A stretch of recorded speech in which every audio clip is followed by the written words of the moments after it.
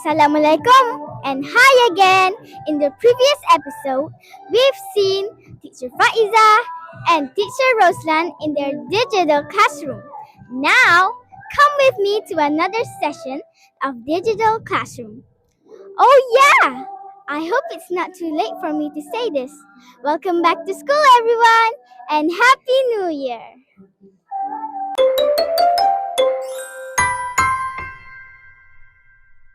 Per 10 kita nak ubah menjadi per puluh.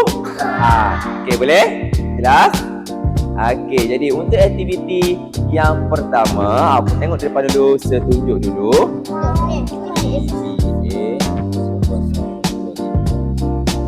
Yes. B.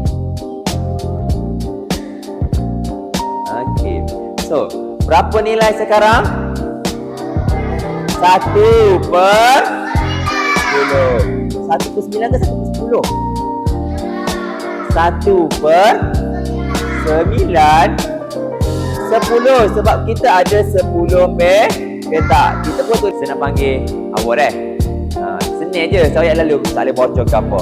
Sakit suruh awak lorek, awak akan lorekkan dia. Lepas tu awak akan tulis berapa per 10. Kemudian awak akan tulis sifar perpuluhan berapa. Jelas? Okey, so jom kita tengok. Okey, kerap kali ni. Jadi per puluh. Okey, siapa nak cuba dulu?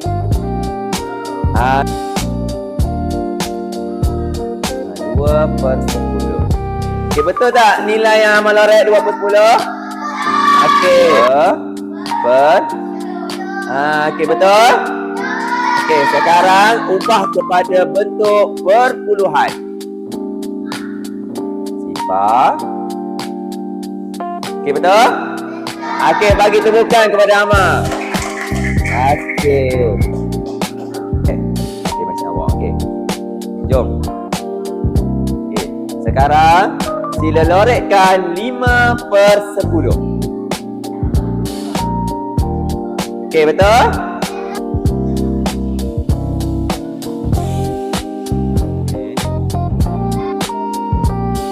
Okey, betul nilai yang Sophie buat? Okey, baik. Go! Tak payah, tak apa. Okey, dalam laptop masing-masing. Dekat depan ni, hanya terkeluar je siapa ranking nombor 1, nombor 2, 3. Bila tekan je start, saya nak tegur dia pun tak ada. Awak tak ada cara nak klik kan? Ni, saya awak je klik.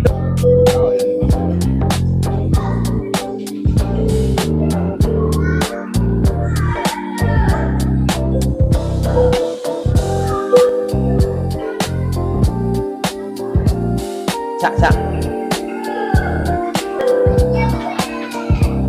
Fikir, dia ada masa awak fikir dulu jawapan, jangan terus jawab.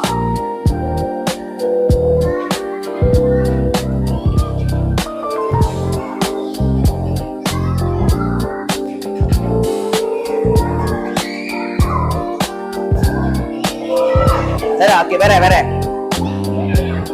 Pertama ialah awak. Bagi temukan. Yang kedua, siapa yang berpuluhan? Seronok nak belajar ini? Kalau awak seronok, tepuk untuk di sini boleh? 1, 2, 3.